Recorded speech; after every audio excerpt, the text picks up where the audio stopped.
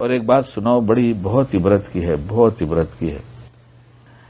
میرے ہمزلف مجھ سے عمر میں چھوٹے، شاید ان کی اہلیہ میرے نکاح کے بعد پیدا ہوئی ہوگی، جہاں تک مجھے خیال ہے کہ ان کی اہلیہ میرے نکاح کے بعد پیدا ہوئی ہوگی.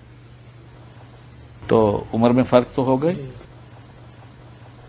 سانتا کروز میں جہاں ہماری دکان ہے تو وہاں ہم لوگ باہر ٹیبل رکھ کے بیٹھتے ہیں، اور جہاں ہم بیٹھتے ہیں وہاں مارکیٹ، وہاں جہاں سے آدمی داخل ہوتا ہے وہاں سے یہاں تک نظر پڑتی ہے، بلکہ وہ ایسا راستہ ہے کہ ایک دم آخر تک نگاہ پڑتی ہے. وہاں سے ہر داخل ہونا سب پہ نگاہ ڈال سکتا ہے. داخل ہوتے ہی تیسرے نمبر کی ایک دکان جو ہمارے اعظم گڑھ والوں کی ہے، رشتے دار بھی ہوتے ہیں، تو ہمارا ہمزلف جو ہے وہ وہاں ملاقات کے لیے آتا بھیونڈی سے. بھیونڈی میں اس کے لومس ہیں بہت، اس کا باپ مالدار آدمی، تو وہاں آتا. وہاں سے ہم تک نہیں آتا ملنے کو، اور ہم دیکھتے کہ وہاں آیا ہے. بڑا ہوا ہوتا ہے یار، بھیونڈی سے یہاں آ گیا ہے اور اتنی دور سلام مصافحہ کرنے کو تیار نہیں.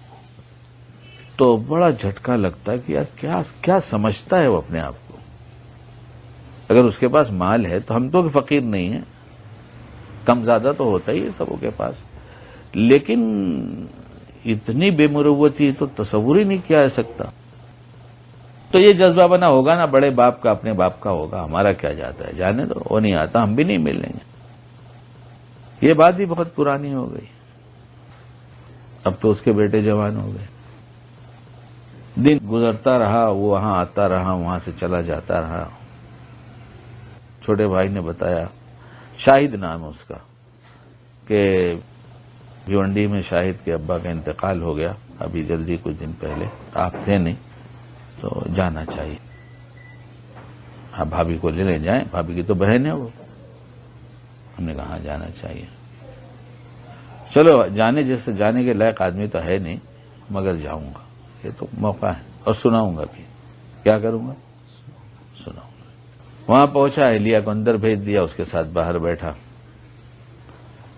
اور بیٹھتے ہی یہی بات کہ وہ تو غصہ تو بھرا تھا بالکل. شاید میں تھا نہیں، تمہارے والد کا انتقال ہوا، پتہ چلا، منا نے بتایا. میں تمہارے پاس آتا تو بالکل نہیں، اور کبھی نہیں آتا. اس لیے جو تمہارا سلوک ہے وہ ایسے ہی ہے کہ میرے یہاں مت آنا.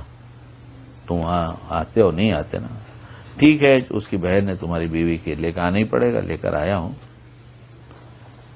ورنہ تمہارا عمل تو ایسا ہے کہ میں زندگی میں تمہارے گھر پہ کبھی نہیں آتا. اب اس کا جواب سنو. اس نے کہا کہ بھائی بات یہ ہے کہ میں جب اس دکان میں بیٹھتا ہوں اور آپ کی دکان پہ نگاہ ڈالتا ہوں تو جتنے سب داڑھی ٹوپی کرتا پائجامے والے، اور مجھے جینس اور ٹی شرٹ اتنی غیرت آتی ہے، اتنی شرم آتی ہے کہ میں تو منہ دکھانے کے لائق نہیں، میں اس میں کیسے جاؤں. میں نے کہا شاہد تو جیت گیا، میں ہار گیا. شاہد تو جیت گیا، میں ہار گیا. تو میرے سے لاکھوں درجہ اچھا بیٹا، تو میرے سے لاکھوں درجہ. یہ ہے بدگمانی کہ جب صحیح حقیقت کھلی تو پتا جس کے بارے میں ہم برا جس کو سمجھ رہے تھے وہ ہم سے ہزاروں لاکھوں گنا اچھا نکلا. اس تاریخ سے مجھے اتنی قدر اس آدمی کی بڑھ گئی کہ میں نے کہا کیا بات ہے، کیا بات ہے. اسی لیے بدگمانی کے موقع سے بہت بچنا چاہیے. قرآن کہتا ہے بعض زن گناہ ہوتا ہے، اور آج معاشرے کا توڑ اسی وجہ سے ہے. جب کوئی بات ہو بیٹھ کر بات کر لینی چاہیے. بھائی میں تمہارے بارے میں ایسا سن رہا تھا، کہو، بولا کہ بیٹا تم نے کہا تھا یہ، کہتے ہیں بھائی میرا یہ ہے، سارا توڑ انشاءاللہ ختم ہو جائے گا. اگر یہ رواج پڑ جائے تو ہمارا معاشرہ دوسرے آ کے دیکھیں گے کہ آخر لوگ ایسے کیسے رہتے ہیں، اتنی محبت کے ساتھ کیسے رہتے ہیں. پتہ چلا کہ بدگمانی نکالا، غیبت نکالا، حسن ظن قائم کیا، بدگمانی کے موقع پر تحقیق کر لیا. اللہ ہم سب کو باعمل بنا دے.